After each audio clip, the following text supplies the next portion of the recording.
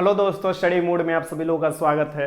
आप लोगों से सॉरी इसलिए मैं बोलना चाह रहा हूँ कि नेटवर्क प्रॉब्लम के चलते दो लाइव क्यूज़ मैंने किया और अनफॉर्चुनेटली वो सही नहीं हो पाया। ठीक, यानी कि बीच में नेटवर्क गायब होने के कारण आप देखिएगा आपका बीच में ही 5-6 क्वेश्चन होने के बाद क्यूज़ रुक जा रहा था। तो अंततः मुझे ये वीडियो रिकॉर्ड करने जाना होगा और मैं ये क्यूज़ रिकॉर्ड कर आप लोगों को दे रहा हूँ, क्योंकि डेली प्रैक्टिस होना चाहिए क्वेश्चन का। डेली प्रैक्टिस ही आपको परफेक्ट बनाएगा और एग्जाम में जो क्वेश्चन आएगा वहाँ से आप सॉल्व कर पाइएगा। बस आप लोगों का ये ड्यूटी होगा कि क्यूज़ की भांति ही इसे लगाइएगा, क्यूज़ की तरह ही, और आप अपना स्कोर भी लास्ट में कमेंट कर बताइएगा। ठीक, वीडियो अच्छा लगे तो लाइक भी कीजिएगा। चलिए शुरुआत करते हैं क्यूज़ नंबर 69 के साथ। डेली क्यूज़ होता है 3 बजे। अब 1-2 दिन नेटवर्क प्रॉब्लम चल रहा है, इसके चलते ही देखिएगा कि आपको नहीं मैं लाइव करा पा रहा हूँ। ठीक, तो यहाँ से मैं स्टार्ट करता हूँ क्यूज़ नंबर 69 और पहला क्वेश्चन आप लोगों के सामने है। पहला क्वेश्चन आप लोग लगाइए कि कौटिल्य के अर्थशास्त्र के अनुसार, यहाँ पर देखिए सभी ऑप्शन देख लीजिए। कौटिल्य जिसे विष्णुगुप्त कहा जाता है, जिन्हें चाणक्य कहा जाता है, ये आपको चंद्रगुप्त मौर्य के प्रधानमंत्री थे। अर्थशास्त्र इनके द्वारा लिखा हुआ बुक था। ठीक, अर्थशास्त्र में देखिएगा राजनीतिक और प्रशासन के बारे में दिया है। इसी अर्थशास्त्र में जो कर वसूली के लिए जो बताया गया है, कर वसूली कौन करते थे, तो ये समहर्ता करते थे। इसका आंसर क्या हो जाएगा? ए हो जाएगा। आराम से आप ए लगा लीजिएगा। ठीक, आगे देखिए क्वेश्चन नंबर 2। ये सभी आपके एग्जाम में पूछा हुआ क्वेश्चन है, यानी कि 2020 जनवरी में जो एग्जाम हुआ था, 12 जनवरी को आई थिंक एग्जाम हुआ था, उसमें ये क्वेश्चन आया था। सत्यशोधक समाज की स्थापना हुई थी।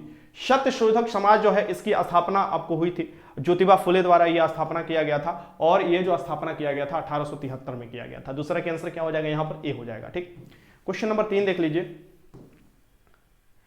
संविधान में किस अनुच्छेद में धन विधेयक को परिभाषित किया गया है? संविधान जो है भारत का लिखित संविधान है, विश्व के सबसे बड़ा लिखित संविधान है। विश्व के पहला लिखित संविधान पूछे तो अमेरिका का हो जाएगा।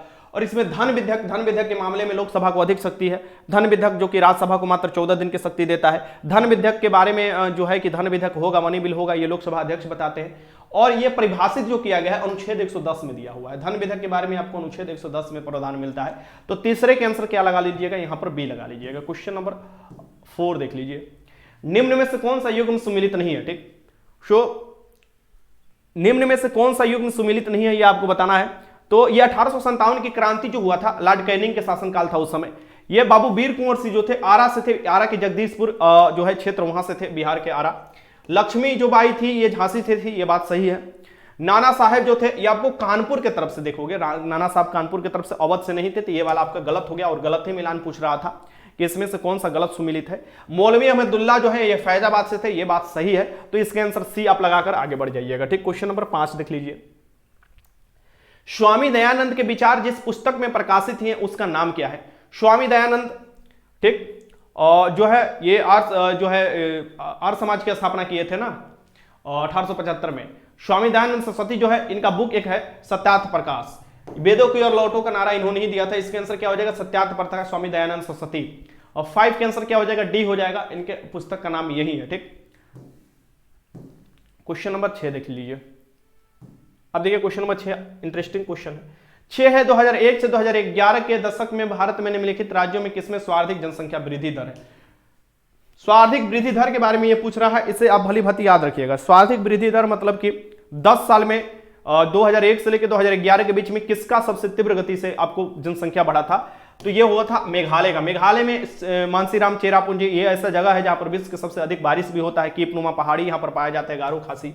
अब यहां पर देखा जाए तो निगेटिव जनसंख्या जो दर्ज किया गया था, यानी वो 10 साल में निगेटिव यानी कि कम जनसंख्या हुआ था, वो नागालैंड का हुआ था। ठीक, और अब जानते हैं कि भारत में सबसे अधिक जनसंख्या वाला राज्य जो है उत्तर प्रदेश, और सबसे कम जनसंख्या वाला राज्य जो हो जाएगा सिक्किम हो जाएगा। सबसे कम लिंगानुपात जो हो जाएगा वो हरियाणा हो जाएगा। सबसे अधिक लिंगानुपात केरल हो जाएगा। आपसे ये पूछे कि सबसे अधिक जो है जो जनसंख्या घनत्व है, डेंसिटी है, सबसे अधिक में अपना बिहार आ जाता है और सबसे कम में अरुणाचल प्रदेश आ जाता है। तो ऐसे क्वेश्चन पूछता है, ये भी याद आपको रखना होगा। क्वेश्चन देखिए, आपको जो जनगणना स्टार्ट किया गया था, वो जनगणना जो स्टार्ट किया गया था वो स्टार्ट किया गया था 1872 में, बट नियमित जनगणना हर 10 साल के बाद 1881 से लॉर्ड रिपन के शासनकाल से स्टार्ट किया जाता है। क्वेश्चन 7 देख लीजिए। बिहार में वह जिला जहां पर वर्ष 2001 से 11 की अवधि में सर्वाधिक शासकीय जनसंख्या वृद्धि, सर्वाधिक शासकीय जनसंख्या वृद्धि यानी 10 साल में जो 10 जनसंख्या वृद्धि हुआ है, बिहार की हम अपनी बात कर रहे हैं, तो बिहार के एक जिला होता है मधेपुरा। मधेपुरा में यह देखने को मिला था। इसका आंसर क्या हो जाएगा? ए हो जाएगा। बिहार के सबसे अधिक जनसंख्या वाला जिला पूछता है आप लोगों से, तो ये पटना जिला हो जाएगा। बिहार के सबसे अधिक लिटरेसी वाला रेट यानी साक्षरता वाला जिला कौन सा है, जो मेल फीमेल दोनों के लिए? रोहतास जिला अपना हो जाएगा। यानी सासाराम रोहतास जिला, ठीक, सासाराम मुख्यालय है रोहतास जिला का। आपसे क्वेश्चन ये पूछता है कि सबसे कम जनसंख्या घनत्व के मामले में कौन सा हो जाता है बिहार में, तो कैमूर भी देखने को मिलता है, ठीक, जिला में अगर पूछे तो। और ये पूछे आपसे कि 2001 से 11 के बीच में सबसे अधिक, तो ये मधेपुरा हो जाएगा। गोपालगंज में देखिएगा लिंगानुपात ज्यादा है, सबसे अधिक लिंगानुपात है, बट उसका जो जनसंख्या ग्रोथ हुआ था सबसे कम हुआ था ये 10 साल में, ये याद रखिएगा। तो 7 के आंसर क्या हो जाएगा, ये हो जाएगा। सबसे पूर्वी जिला पूछे बिहार का तो वो किशनगंज जिला हो जाता है, जो सबसे पहले आप देखिएगा पूर्वी जिला किशनगंज जिला पड़ता है। क्वेश्चन नंबर 8 देखिए, वास्को डिगामा ने भारत के समुद्री मार्ग की खोज की थी। वास्को डिगामा एक पुर्तगाली था और ये सबसे पहले भारत में आया था और कालीकट बंदरगाह पर आया था, वो जो केरल में है। राजा जिमोरिन ने इसे स्वागत किया था। यह 1498 हो जाएगा ना, यहाँ पर 1498 हो जाएगा। इसका आंसर सी आप लगा लीजिएगा। वास्को डिगामा आया था, यहां से मसाला ले जाकर बेचा, वहां पर 60 गुना अधिक दामों पर बेचा था, ठीक, यानी कि ब्रिटेन में। इसका आंसर क्या हो जाएगा, सी हो जाएगा। वास्को डिगामा 1498 में आया था। आगे देखिए क्वेश्चन नंबर 9 देख लीजिए, पूर्ण रोजगार प्राप्ति हेतु प्रभावपूर्ण मांग की कमी को जिस उपाय द्वारा दूर किया जाता है वो क्या है। अगर पूर्ण रोजगार की प्राप्ति करना है, यानी पूर्ण रोजगार आपको चाहिए, तो वो मांग की कमी को जिस उपाय द्वारा दूर किया जाता है उस उपाय का आपको नाम बताना है, ठीक। देखो, रोजगार अब मिलेगा, रोजगार मिलने के लिए क्या करना चाहिए, तो पैसा खर्च करेगा कौन, सरकार खर्च करेगा। जैसे कि बड़ा बड़ा बिल्डिंग जो बनाता है सरकारी, उसमें भी आप देखोगे काम करते हैं लोग। मनरेगा आप देख सकते हैं, उसमें काम करते हैं लोग। तो ये पैसा खर्च करता है तभी तो सरकार रोजगार क्रिएट कर पाता है, सरकारी नौकरी भी देता है, ठीक, ये भी आप देखिएगा। तो सरकार जब आपको व्यय करेगा, यानी कि सरकार के व्यय में, सरकारी व्यय में वृद्धि होगी, तो आपको देखोगे कि रोजगार क्रिएशन होता है, ठीक। इसका आंसर क्या हो जाएगा, ए हो जाएगा, बशर्ते इसमें घोटालाबाजी ना हो, ठीक है। आगे देखो 9th का आंसर क्या हो जाएगा, ए हो जाएगा। क्वेश्चन नंबर 10 देख लो, भारत के उपराष्ट्रपति के निर्वाचन मंडल में शामिल है। तो भारत के उपराष्ट्रपति हैं, जो कि आपको क्या होते हैं, राज्यसभा के सभापति होते हैं। और इनके निर्वाचक मंडल में कौन कौन, यानी कि जब इनका चुनाव होता है तो उसमें कौन कौन शामिल होते हैं, ठीक। तो इनमें संसद के सभी सदस्य शामिल होते हैं। अब संसद में सभी सदस्य में हो जाएंगे और संसद के दोनों सदन के सभी सदस्य हो जाएंगे, क्योंकि संसद के जब हम नाम लेते हैं तो उसमें लोकसभा, राज्यसभा और राष्ट्रपति भी आ जाता है। तो संसद के दोनों सदनों के सभी सदस्य आपको शामिल होते हैं, यानी कि संसद के दोनों सदनों के सदस्य शामिल होते हैं। निर्वाचित भी और मनोनीत दोनों आपको शामिल होते हैं, ठीक। इसका आंसर क्या हो जाएगा, बी हो जाएगा। बट यहीं अगर क्वेश्चन आपसे पूछ देता राष्ट्रपति के बारे में, यानी उपराष्ट्रपति के बारे में, राष्ट्रपति के बारे में पूछता, तो लोकसभा के सभी निर्वाचित सदस्य, राज्यसभा के सभी निर्वाचित सदस्य और राज्य की जो विधानसभा जहां जहां पर है वहां के सभी निर्वाचित सदस्य भाग लेते हैं। और केंद्र शासित प्रदेश में भी, दिल्ली पांडुचेरी में विधानसभा है, वहां के भी निर्वाचित सदस्य भाग लेते हैं राष्ट्रपति के निर्वाचन में। 10 के आंसर क्या हो जाएगा, यहां पर बी हो जाएगा। उपराष्ट्रपति के बारे में ये क्वेश्चन पूछ रहा था। क्वेश्चन नंबर 11 आप लोग लगा लो, संघ और राज्यों के मध्य विषयों के वितरण में साइबर कानून किस सूची का आते हैं। देखो, मैंने आपको बताया था कि 7वीं अनुसूची जब संविधान के तुम लोग पढ़ोगे तो उसमें आपको अलग अलग जो है सब्जेक्ट को डिवाइड कर दिया गया, यानी केंद्र स्तर पर केंद्र सूची बना दिया गया है, अपना राज्य स्तर पर राज्य सूची है, और समवर्ती सूची बना दिया गया है जिस पर दोनों कानून बना सकते हैं, ठीक। अब बात रहा कि कोई भी हालत में अगर कानून केंद्र बनाता है और वो प्रबल रूप से अगर राज्य के भी कानून से अगर टकराव होता है तो वो केंद्र वाला कानून लागू होगा, कोई भी हाल में। यही भी याद रखिएगा। अब आपके मन में यह सवाल आता है कि कौन से होते हैं जो सब्जेक्ट को अतिक्रमण करते हैं। तो केंद्र सरकार पर राज्य सरकार के जो सब्जेक्ट है उसको अतिक्रमण करने का आरोप लगता है। लाइक साइबर कानून ही ले सकते हैं। साइबर कानून नया आपको आया, साइबर जो है ये आपको देखोगे ऑनलाइन जो भी चीज आपको होता है वो नया चीज आया। तो आखिर ये कहां किसके पास सब्जेक्ट जाएगा, तो ये सब्जेक्ट जाएगा, जैसे कि जब भारत कॉलोनी था ब्रिटेन का, तो उस समय जो बचा हुआ सब्जेक्ट था वो गवर्नर के पास जाता था, वायसराय के पास जाता था। वैसे ही जो अभी जो बचा हुआ सब्जेक्ट है जो कि तीनों सूची में नहीं है वो किस में जाता है, केंद्र के पास जाता है। देन ये केंद्र सूची का विषय हो जाएगा, ठीक। और केंद्र के सूची का विषय यानी कि अवशिष्ट विषय हो जाएगा। ये आपको केंद्र मतलब, मेरे कहने का मतलब इस पे संसद कानून बना सकता है। असल में ये जो सब्जेक्ट कहलाता है अवशिष्ट शक्ति कहलाता है, अवशिष्ट शक्ति कहलाता है, जो आपको तीनों में नहीं है, यानी कि संघ सूची, राज्य सूची, समवर्ती सूची। परिस्थिति के अनुकूल ये आपको जो आता है, यानी कि जैसे जैसे समय बदलते जाते हैं तो वैसा कुछ कानून आता है जो कि अवशिष्ट शक्ति के अंतर्गत आता है और वो आपको संसद उस पर कानून बनाता है। 11 के आंसर क्या हो जाएगा, डी। ये साइबर कानून उसी के अंतर्गत आता है। क्वेश्चन नंबर 12 देख लो, निम्न में से कौन सा अप्रत्यक्ष कर नहीं है। ये बताना है कि इसमें से कौन सा जो है जो अप्रत्यक्ष कर नहीं है। अप्रत्यक्छ कर मतलब होता है, मतलब इनडायरेक्ट टैक्स होता है। एक होता है डायरेक्ट मतलब प्रत्यक्ष, जो कि हम खुद देते हैं। जैसे कि हम कमाएंगे, हम अगर 50,000 रुपया कमाते हैं, ठीक, तो हमारे पैसे से कटेगा टैक्स, तो मतलब हम डायरेक्ट हमारे पैसा से कट रहा है, ठीक, हो रहा है ना। तो ये जो हम संपत्ति अगर रखते हैं, ज्यादा संपत्ति रहते हैं या किसी को गिफ्ट देते हैं, वहां से टैक्स कटेगा। तो हमारे पैसे से, जो हमारे से पैसे से डायरेक्ट कटता है वो डायरेक्ट होता है। इनडायरेक्ट होते हैं जो इनडायरेक्ट रूप से टैक्स कटते हैं। जैसे कि आप कुरकुरे खरीदने गए तो वहां पर पैसा देते तो उसमें पहले से टैक्स इंक्लूड है, इनडायरेक्ट रूप से आपको टैक्स कट रहा है, यानी जीएसटी जो हो जाएगा इनडायरेक्ट रूप से हो जाएगा। अब यहां पर दे रहा है कि निम्न में से कौन सा अप्रत्यक्ष कर नहीं है, यहां पर दे रहा अप्रत्यक्ष कर नहीं है, ये याद रखिएगा, यानी कि इनडायरेक्ट टैक्स नहीं है तो लगा दीजिए सीमा शुल्क हुआ, आपको वैट हुआ, जीएसटी हुआ, ये सब आपको क्या होता है अप्रत्यक्ष कर है, लेकिन इसमें से नहीं जो हो जाएंगे निगम कर हो जाएगा। ठीक, यहां पर 12 के आंसर आप लोग लगा लो। 1 मिनट पानी में पी लेता हूं। 12 के आंसर आप लोग लगा लो।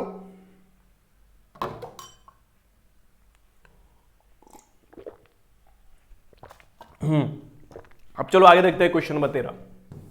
क्वेश्चन नंबर 13 है,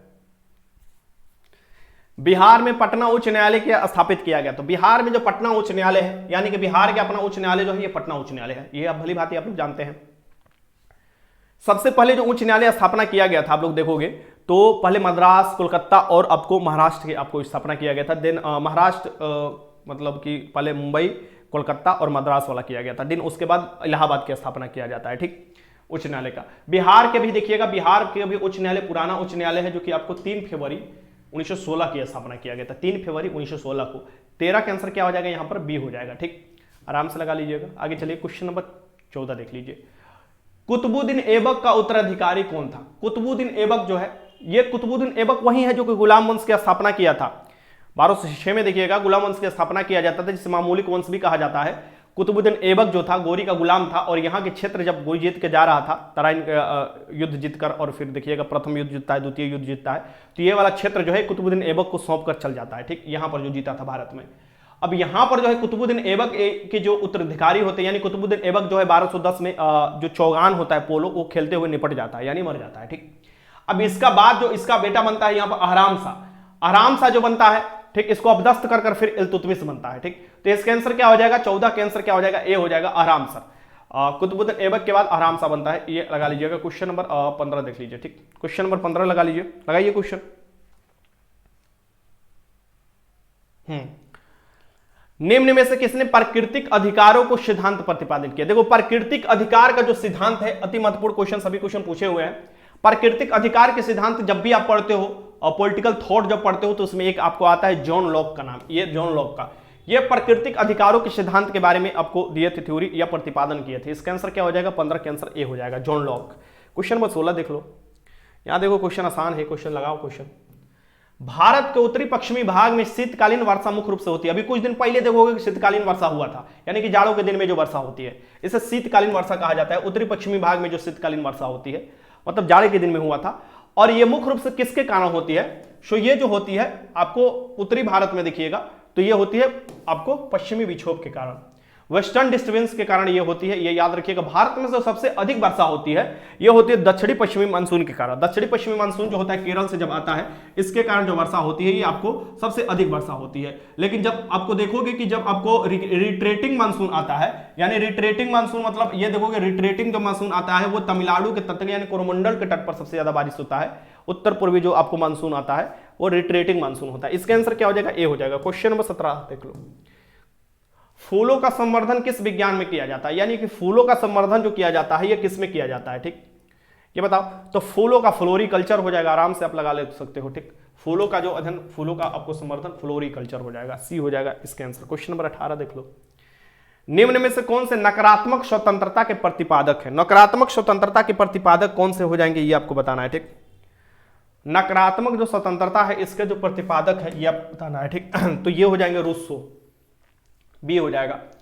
अगर आप लोग फंडामेंटल राइट पढ़े होंगे तो फंडामेंटल राइट में ही आप देखिएगा डीपीएसपी को बोला जाता है सकारात्मक रूप से फंडामेंटल राइट को अधिकार के रूप में नकारात्मक अधिकार के रूप में हमारा परिभाषित किया गया है। यानी कि एक प्रसन्न अधिकार नहीं है, स्वतंत्र अधिकार नहीं है, अधिकार हमको दिया भी गया है तो उस पर कुछ ना कुछ अंकुश लगाया गया है। जैसे कि आप एक जगह इकट्ठा तो हो सकते हैं, लेकिन यह जरूरी नहीं है कि आप एक जगह इकट्ठा हो रहे हैं तो आप तोड़फोड़ कीजिएगा या आप मारपीट कीजिएगा, ऐसा चीज आपको अलाउ नहीं करता है। ठीक, हाँ, एक जगह इकट्ठा होकर अपना बात रख सकते हैं, लोकतंत्र में यह अधिकार होता है। तो 18 के आंसर क्या हो जाएगा? बी हो जाएगा। जब फंडामेंटल राइट पढ़िएगा डीपीएसपी तो वहां पर बेहतरीन तरीका से आप लोगों को समझाया जाएगा कि क्या नकारात्मक स्वतंत्रता होता है और क्या सकारात्मक स्वतंत्रता होता है। अक्सर क्वेश्चन बन जाते हैं। इंग्लैंड में किस वर्ष में ग्लोरियस रेवोल्यूशन यानी गौरवशाली क्रांति की शुरुआत हुई थी? गौरवशाली क्रांति जो है, ग्लोरियस रेवोल्यूशन की शुरुआत हुआ था इंग्लैंड में, कहा जाता है रक्तहीन क्रांति भी इसे बोला जाता है। यह बताता है ग्लोरियस क्रांति की जो शुरुआत हुआ था, क्वेश्चन पहले भी मैंने कराया था, 1688। इसका आंसर क्या हो जाएगा? सी। आगे देखो क्वेश्चन नंबर 20, भारत के प्रथम उप प्रधानमंत्री कौन थे? देखो भारत के प्रथम जो उप प्रधानमंत्री थे वही भारत के प्रथम गृह मंत्री थे, उन्हें ही भारत की बिस्मार्क कहा जाता है, उन्हें ही भारत के लौह पुरुष भी कहा जाता है, ठीक, आयरन मैन ऑफ इंडिया बोला जाता है। उनके जन्म तिथि पर हम लोग यूनिटी डे के रूप में 31 अक्टूबर को उनका जन्म हुआ था मनाते हैं, ठीक। तो ये जो हो जाएंगे सरदार वल्लभ भाई पटेल, ये आपको भारत में जो रियासत थे उनके एकीकरण में महत्वपूर्ण योगदान निभाए थे। तो 20 के आंसर क्या हो जाएगा? यहां पर सी हो जाएगा। आगे देखो क्वेश्चन नंबर 21 देख लो, निम्न में से कौन एक प्राथमिक उपभोक्ता है? अब प्राथमिक उपभोक्ता, उत्पादक, अपघटक, ये सब आप पढ़े होंगे। अब देखो ध्यान, उपभोक्ता मतलब कि हम लोग खाने वाले यानी उपभोग करने वाले, उपभोक्ता मतलब उपभोग करने वाले। उपभोक्ता भी अलग अलग प्रकार के होते हैं, प्राथमिक होते हैं, द्वितीय होते हैं, तृतीय होते हैं। प्राथमिक में वो होते हैं जो कि शाकाहारी चीज खाते हैं, मतलब समझ रहे हो ना, जो आपको जो घास पतई वाला चीज या फल वाला चीज, जैसे कि हम अगर मांस नहीं खाते हैं, मांस मदिरा नहीं खाते हैं तो हम प्राथमिक उपभोक्ता हो जाएंगे, क्योंकि हम दाल भात खाते हैं, चोखा खाते हैं, ये सब आपको जो होता है, ये जो होता है उत्पादक से हम डायरेक्ट डिपेंड रहते हैं, ठीक। यानी कि यहां पर जो हो जाएगा हिरण जो हो जाएगा, ये आपको क्या होता है? हिरण शाकाहारी होता है और ये प्राथमिक उपभोक्ता होता है। अब द्वितीय जो उपभोक्ता होते हैं वो आपको मांसाहारी होते हैं, ठीक, सर्वाहारी ही आप बोल सकते हो उसे। इसके आंसर क्या हो जाएगा? 21 के आंसर बी हो जाएगा। अब पादप जो हो जाएंगे ये उत्पादक के अंतर्गत, पेड़ पौधे पादप जो प्रकाश संश्लेषण क्रिया द्वारा अपना सूरज के प्रकाश में देखिएगा कि खाना बनाते हैं, वो आपको पादप आपको जो आ जाते हैं वो उत्पादक में आ जाते हैं। जीवाणु जो आ जाते हैं ये अपघटक में आ जाते हैं, जो कि आपका काम तमाम कर देते हैं। 21 का आंसर क्या हो जाएगा? बी, मतलब कि आपकी जो पूरा सड़ा गड़ा कर मिट्टी में मिला देते हैं, उसमें अपना खाना भी करते हैं, खाना भी खाते हैं, परपोषी होते हैं ये। आगे देखो क्वेश्चन नंबर 22, निम्नलिखित में से कौन सा गैस धरातल पर तापमान वृद्धि के लिए मुख्य रूप से उत्तरदायी है? धरातल पर तापमान जो वृद्धि होगा इसके लिए उत्तरदायी, अक्सर देखोगे जो जीवाश्म ईंधन होता है, जैसे कोयला हुआ, पेट्रोल हुआ, ये सब जब जलाओगे तो CO2 की मात्रा बढ़ता है। पेड़ काटोगे, पेड़ क्या करता है कि वायुमंडल से CO2 लेता है, ऑक्सीजन छोड़ता है, जिसे हम लोग लेते हैं, ठीक। CO2 जो होता है ये ग्लोबल वार्मिंग के लिए महत्वपूर्ण उत्तरदायी होता है CO2। और ये देखोगे कि यही आपको देखोगे क्या करता है कि सूरज की जो तापमान है उसे तो अवशोषित कर लेता है, लेकिन बाहर नहीं निकलने देता है। जैसे एग्जांपल में आप देखोगे कि सूरज के सबसे नजदीक जो ग्रह है ये बुध है, बट यहां पर शुक्र को सबसे चमकीला, सबसे गर्म ग्रह बताया जाता है, क्योंकि शुक्र के वायुमंडल में 95% से अधिक क्या है? आपको CO2 है। तो यहां पर इतना गर्म है कि ये बुध नजदीक होते हुए भी सूरज का ये सबसे आपको गर्म ग्रह और सबसे चमकीला कौन है? शुक्र हो जाता है। वैसे CO2 की मात्रा हमारे वायुमंडल में 0.03% है, बट ये दिन प्रतिदिन जब बढ़ेगा, जीवाश्म ईंधन जलाओगे, पेड़ पौधे काटोगे तो बढ़ेगा ही, और इसमें क्या होगा? ग्लोबल वार्मिंग जिसे बोला जाता है। और ग्लोबल वार्मिंग जब होगा तो आप लोग समझ सकते हो कि तापमान पृथ्वी का बढ़ेगा, ग्लेशियर पिघलेगा। क्वेश्चन नंबर 23 देख लो, भारतीय स्वतंत्रता अधिनियम कब पारित हुआ? सो भारतीय स्वतंत्रता अधिनियम के बारे में ये पूछ रहा है, ठीक। यानी कि भारत स्वतंत्र हुआ था 15 अगस्त 1947। स्वतंत्रता कहने का मतलब कि यह भारत कॉलोनी था, यहां पर कोई दूसरा राज्य आपको जो आकर दूसरा देश यहाँ पर अधिकार जमाए हुआ था, ठीक। भारतीय स्वतंत्रता अधिनियम जो पारित हुआ था यह 18 जुलाई 1947 को पारित हुआ था, ठीक। 29 का आंसर ए हो जाएगा। आगे देखो क्वेश्चन 29 नहीं था भाई, ये कौन था? ये क्वेश्चन नंबर 23 था, सॉरी। क्वेश्चन नंबर 24 देख लो, लोकसभा के अध्यक्ष अपना त्याग पत्र किसे प्रेषित करते हैं? यानी मतलब किससे ये देते हैं अपना त्याग पत्र? लोकसभा, देखो बहुत सिंपल है, लोकसभा के जो अध्यक्ष होंगे वो लोकसभा के उपाध्यक्ष को दे देते हैं। लोकसभा के उपाध्यक्ष किसे त्याग पत्र देंगे? लोकसभा के अध्यक्ष को दे देंगे। अब बात रहा कि राष्ट्रपति किसे देते हैं, तो उपराष्ट्रपति को, और उपराष्ट्रपति देते हैं राष्ट्रपति को अपना त्याग पत्र, ठीक। तो यहां पर जो हो जाएंगे ये लोकसभा के उपाध्यक्ष हो जाएंगे। इसका आंसर क्या हो जाएगा? सी हो जाएगा, सी। आगे देखो क्वेश्चन नंबर 25 देख लो, राज्य चुनाव आयुक्त को हटाया जा सकता है। राज्य जो चुनाव आयुक्त होते हैं, जो राज्य में चुनाव आयुक्त होते हैं, उनको हटाना इतना भी आसान नहीं होता है। ये सोचिएगा कि तुरंत आएंगे राज्यपाल हटा देंगे, मुख्यमंत्री हटा देंगे, ऐसा चीज नहीं है, ठीक। संवैधानिक पोस्ट है, संवैधानिक पोस्ट पर आसानी से कोई नहीं हटा सकता, क्योंकि ये संवैधानिक पोस्ट में भी बहुत से ऐसे पोस्ट हैं जो कि राष्ट्रपति के प्रसाद पर्यंत नहीं होते हैं, यानी कि राष्ट्रपति जब चाहे उसे या राज्यपाल जब चाहे नहीं हटा सकते हैं। उसकी प्रक्रिया है जिसे अर्धन्यायिक प्रक्रिया के तहत ही, जैसे कि आपको उच्च न्यायालय के न्यायाधीश हो गए, सर्वोच्च न्यायालय के न्यायाधीश हो गए, ठीक, ये सब जो हो गए, राज्य चुनाव आयुक्त हो गया, ये जो संवैधानिक बॉडी के जो सदस्य होते हैं उनको हटाना बड़ा मुश्किल होता है, क्योंकि इनके निष्पक्ष कार्य के लिए ही ऐसा आपको नियम बनाया गया है कि अच्छे से ये स्वतंत्र रूप से कार्य करे, दबाव महसूस ना करे।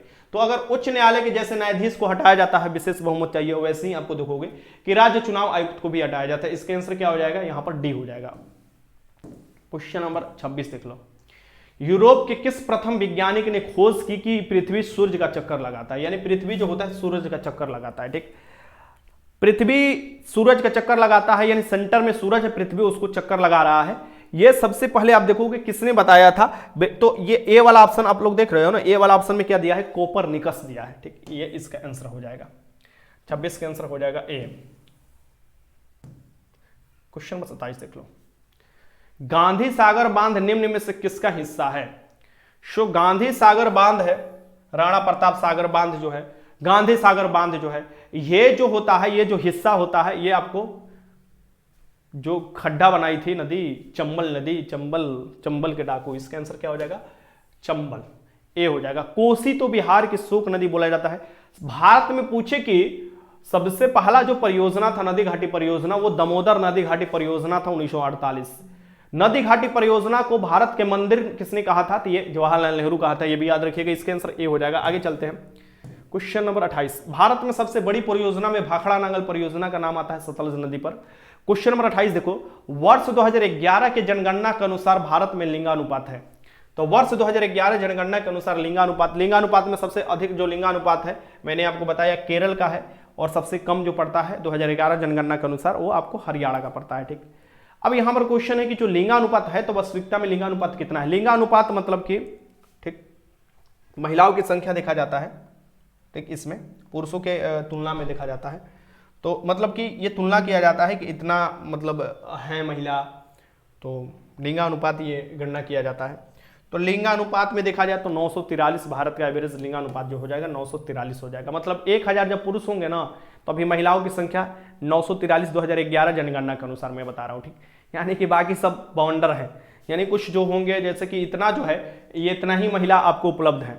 अब इतना ही महिला उपलब्ध है, फिर भी देखो तुम लोग तिलक लेते हो। ठीक, अब इसी में मतलब कहीं बोला जाए कितना बाउंडर बच जाता है, यानी कि कितना क्या करोगे। अब हम लोग जैसे इंसान को शादी नहीं होगा, महिलाएं की संख्या ही कम है। 28 का आंसर क्या हो जाएगा, ये हो जाएगा। क्वेश्चन नंबर 29 देख लो, अब ये क्या है, ये एक प्रकार के दोषी हैं समाज में, यानी कि एक बात तो समता के अधिकार की तरफ बात करते हो, समान सबको होना चाहिए, और फिर महिला जब ये तो अब खत्म हो चुका है लगभग, आप देखोगे ये संकीर्णता दिमाग से खत्म हो रहा है कि बेटी जन्मती है तो उसको मतलब ये पहले लोग क्या करते थे कि बेटी को बेटा ही चाहिए, लेकिन अब इतना बेटा नालायक जन्मने लगा है कि लोग समझ चुके हैं कि अब बेटी भी बेटा से कम नहीं है, क्योंकि बेटी अब देखो हर क्षेत्र में आगे बढ़ रही है। ठीक, ज़्यादा इस पर टिप्पणी नहीं करेंगे, कहें कि कुछ बेटा लोग दुखी हो जाएंगे तो कुछ बेटी लोग दुखी हो जाएंगी, तो दुखी होने की इसमें कोई जरूरत नहीं है। क्वेश्चन लगाइए, भारत में रथ मंदिर का निर्माण, भारत में जो रथ मंदिर का निर्माण कराया गया है, आप देखोगे रथ मंदिर तमिलनाडु के क्षेत्र में मिलेगा। सो भारत में महाबलीपुरम के रथ मंदिर जो है, इसका निर्माण जो कराया गया है, ये आपको बताना है, ये जो कराया गया है आपको पल्लवों द्वारा कराया गया था। इसका आंसर क्या हो जाएगा, सी हो जाएगा। क्वेश्चन नंबर 30, मजदूर दिवस कब मनाया जाता है? मजदूर दिवस कब मनाया जाता है ये बताओ। अरे मजदूर के लिए दिवस क्या मनाना है भाई, मजदूरी तो डेली करना ही है। ठीक, लेकिन मजदूरों के हक की बात करने के लिए, यानी जहां मजदूर की शोषण हो रहा है, मजदूर जो मजदूरी करते हैं अच्छा दशा में मजदूरी करेंगे नहीं, उसको ये डिसाइड करने के लिए इंटरनेशनल लेबर ऑर्गेनाइजेशन जिसका मुख्यालय जनेवा में है, उसने इस दिन को बोला था कि इस दिन मजदूर दिवस मनाया जाएगा। इसका आंसर क्या हो जाएगा, डी हो जाएगा। 1 मई को मजदूर दिवस मनाया जाता है। ठीक,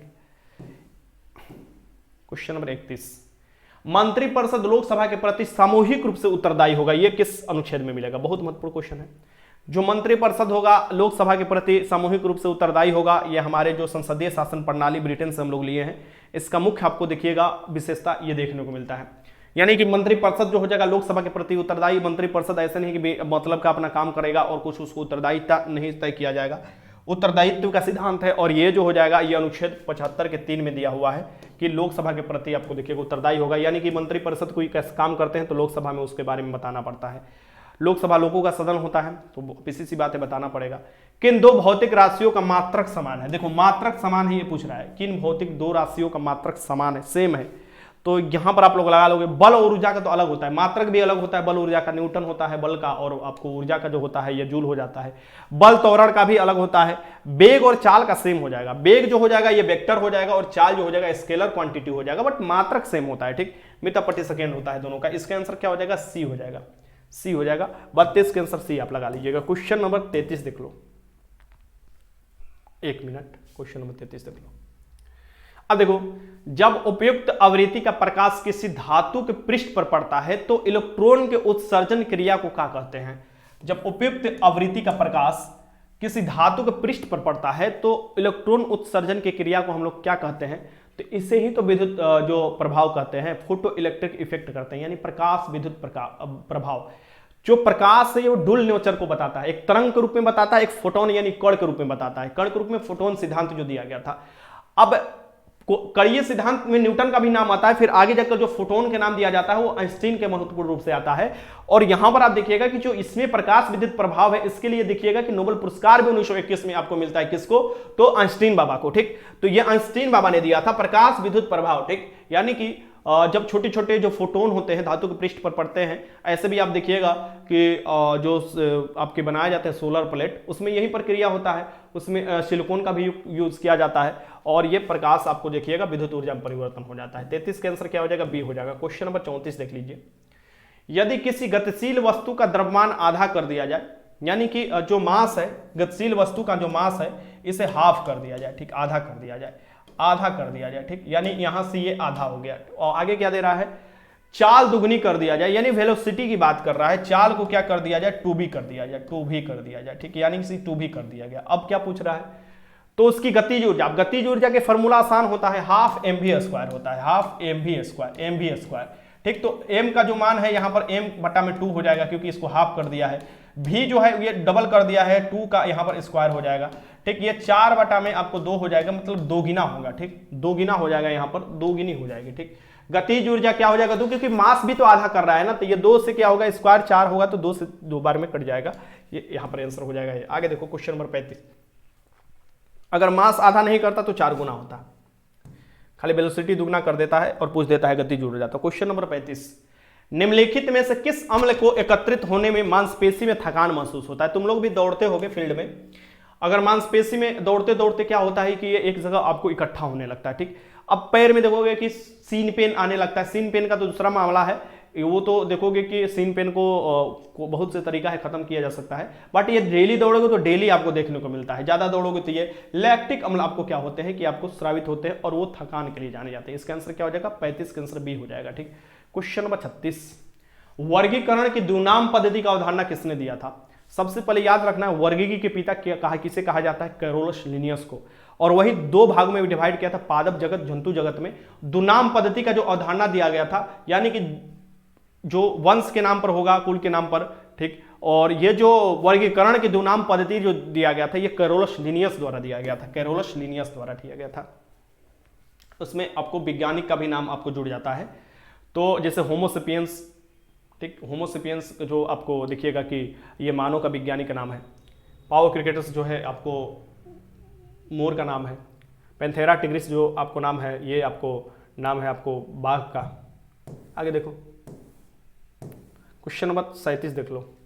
निम्नलिखित में से कौन सा एक स्वपोषी घटक नहीं है? स्वपोषी ये होता है, एक परपोषी होता है। ठीक, स्वपोषी मतलब खुद से खाना बना रहा है। स्वपोषी मतलब खुद से खाना बना रहा है, जैसे जितना भी पेड़ पौधे हो जाएंगे खुद से खाना बनाते हैं। ठीक, अब यहां पर ये पूछ रहा है कि कौन सा स्वपोषी नहीं है। अब नहीं है तो भैया आप घटक हो जाएगा। अब घटक क्या काम करता है? जब मर उड़ जाता है कोई, तो उसके शरीर पर आपको आता है जीवाणु टाइप का, और उसको खाता है और उसको मिट्टी में मिलाकर खत्म कर देता है। इसका आंसर क्या हो जाएगा? सी हो जाएगा। बाकी प्रकाश संश्लेषण, जीवाणु, नील हरित शैवाल, हरे पौधे, ये सब तो प्रकाश संश्लेषण करते हैं, और इसमें आपको सूरज का प्रकाश होता है, फोटोसिंथेसिस होता है, और ये अपने से खुद खाना बनाते हैं। इसका आंसर क्या हो जाएगा? सी। क्वेश्चन नंबर 38 देख लो। असमान का नीला रंग होने का कारण क्या है? असमान होगा, मतलब कि स्काई जो हमारा है, स्काई जो है, स्काई का नीला रंग, समुद्र का नीला रंग। ठीक, सूरज निकलते समय लाल रंग, सूरज डूबते समय लाल रंग। ठीक, मतलब जो भी चीज दिखाई देता है रंग के मामले में ना, मुख्यतः देखिएगा उसमें आपको जो होता है परिकिरणन होता है, प्रकाश के परिकिरणन होता है। ठीक, यानी प्रकाश के परिकिरणन के कारण आकाश का रंग नीला दिखाई देता है। ठीक, अपवर्तन में प्रतीत होता है, जैसे कि तारे टिमटिमाना प्रतीत होता है। असल में तारे थोड़े ना टिमटिमाता है, प्रतीत होता है ना। एक मीडियम से दूसरे मीडियम जब प्रकाश जाता है तो या तो अवलंब से दूर हो जाता है या अवलंब से नजदीक आता है, तो वही आपको दिखाई देता है। धूल कण बहुत से मौजूद है हमारे वायुमंडल में। फिर दूसरा नंबर पर आता है कि पानी में कोई ऐसे डालोगे तो ये टेढ़ा महसूस होगा, ये भी महसूस होता है, मतलब असल में टेढ़ा थोड़े ना हो जाता है, इसे डालोगे तो दिखाई देता है टेढ़ा। आप देखोगे कि कोई मछली पर वार करना है तो मछली के थोड़ा सा नीचे निशान लगाना इसलिए पड़ता है क्योंकि मछली ऊपर दिखाई प्रतीत होती है। ठीक, अगर देखा जाए तो मतलब कि ऐसे बहुत से प्रावधान है जो कि मतलब बहुत से फिनोमिना है जो कि अपवर्तन के कारण भी आपको देखने को मिलता है। ठीक, तो ये याद रखिएगा। इसके आंसर क्या हो जाएगा? यहाँ पर बी हो जाएगा, आराम से लगा लीजिएगा। क्वेश्चन नंबर 39 देख लीजिए। कोशिका भित्ति कोशिका में अनुपस्थित होता है। कोशिका भित्ति जो होता है ये कोशिका में अनुपस्थित होता है, यानी किस कोशिका में ये नहीं पाया जाता है। यानी कोशिका भित्ति जो है बाहरी आवरण को देखिएगा मजबूती प्रदान करता है, कठोरता प्रदान करता है पादप कोशिका में। अब ये किस में अनुपस्थित होता है, तो जंतु कोशिका में। ऑब्वियस सी बात है, जंतु कोशिका में ये नहीं पाया जाता है कोशिका भित्ति। इसका आंसर क्या हो जाएगा, बी हो जाएगा। आगे देखिए क्वेश्चन नंबर 40 देख लीजिए। रक्त के थक्का जमने के लिए आवश्यक विटामिन कौन सा है। सो रक्त को थक्का जमाने के लिए जो विटामिन होता है ये विटामिन के होता है। कौन होता है, विटामिन के। ठीक, इसका आंसर ब्लड क्लोटिंग। इसका आंसर क्या हो जाएगा, सी। विटामिन ए जो होता है, इससे क्या होता है कि आपकी कमी से नपुंसकता आ सकती है, फर्टिलिटी रेट कम हो सकता है, बचवा नहीं पैदा होगा। ठीक, ये चीज होता है ई के कमी से। ठीक है। अब विटामिन सी जो है इसका नाम है एस्कॉर्बिक अम्ल, मतलब एस्कॉर्बिक एसिड जिसे बोला जाता है, और ये सिट्रिक फलों में यानी खट्टे फलों में पाया जाता है। आंवला में सबसे अधिक मिलता है विटामिन सी। विटामिन जी जो है एक कैल्सीफेरोल कहा जाता है, और ये जो होता है सूरज के प्रकाश में मिलता है। 40 का आंसर आपको सी हो जाएगा। क्वेश्चन नंबर 41 देख लो।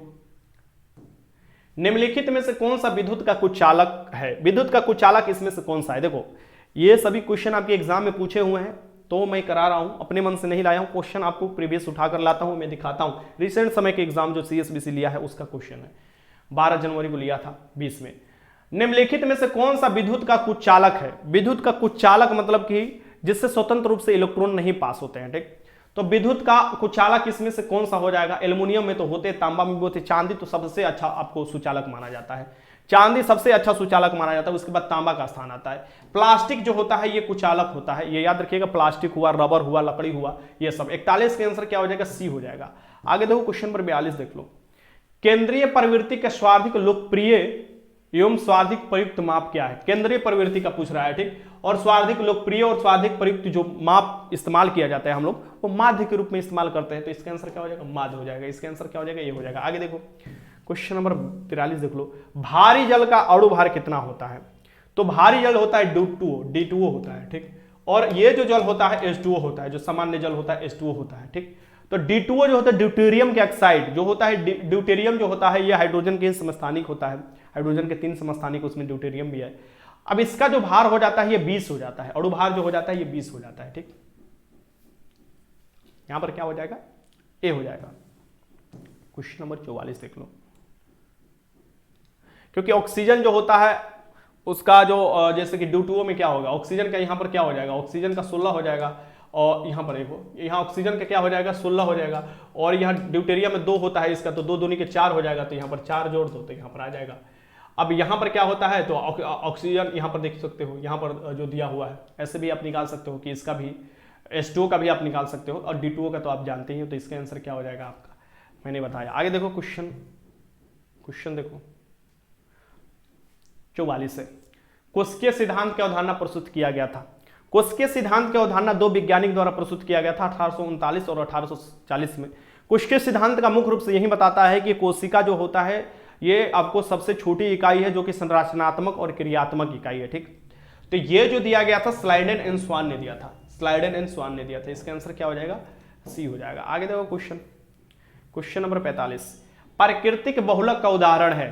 इसमें से बताना है प्राकृतिक बहुलक, यानी प्राकृतिक रूप से प्राप्त होता है बहुलक। जो ऊन हो जाएगा, ऊन भी तो प्राकृतिक रूप से प्राप्त होता है, और इसमें क्या हो जाएगा, सेलुलोज हो जाएगा, सेलुलोज भी तो प्राकृतिक रूप से प्राप्त होता है। ठीक, स्टार्च भी प्राप्त होता है प्राकृतिक रूप से। इसका आंसर क्या हो जाएगा, यहाँ पर सी हो जाएगा। आगे देखो क्वेश्चन नंबर 46। एड्स एक जनित रोग है। एड्स दिवस जो मनाया जाता है 1 दिसंबर को मनाया जाता है। एड्स के चेकअप जो कराया जाता है एलिसा टेस्ट, एलिसा जिसे बोला जाता है। ठीक, एड्स जो होता है HIV वायरस के कारण होता है। क्या होता है, HIV वायरस के कारण होता है। इसका आंसर क्या हो जाएगा, सी हो जाएगा। क्वेश्चन नंबर 47 देख लो।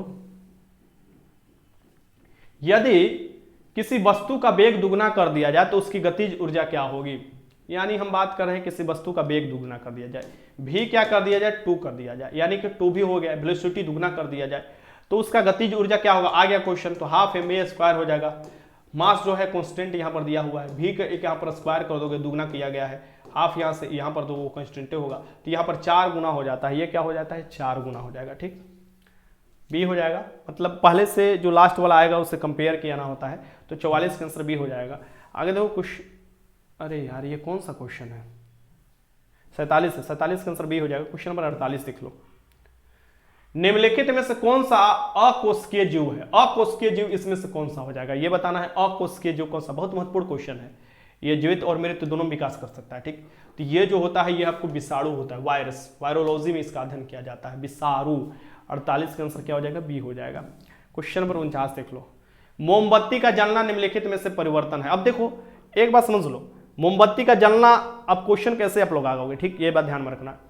ये क्वेश्चन देखो और एक क्वेश्चन मैं और बता रहा हूं, अगर मोमबत्ती का जलना में दिया है भौतिक परिवर्तन, रासायनिक परिवर्तन, इनमें से कोई नहीं, या और भी परिवर्तन देता है, बट अगर इस ऑप्शन में दोनों परिवर्तन देता है तो दोनों आपको आंसर लगाना होगा, ठीक। दोनों परिवर्तन देता है, असल में दोनों परिवर्तन होता है। मोमबत्ती आप जलाओगे, मान लो ये मोमबत्ती है, इसे हम जला दिए, तो बहुत से क्या होता है पिघल के नीचे भी गिर जाता है, और बहुत से क्या होता है एनर्जी में आपको बदल जाता है, ठीक, यानी कि प्रकाश ऊर्जा में बदल जाता है।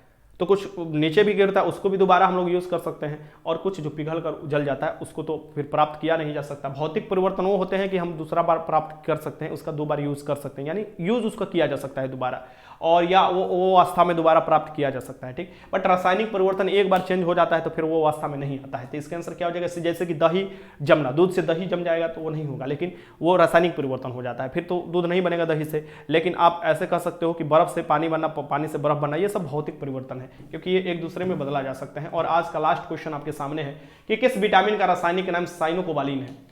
किस विटामिन को साइनोकोबालिन कहा जाता है।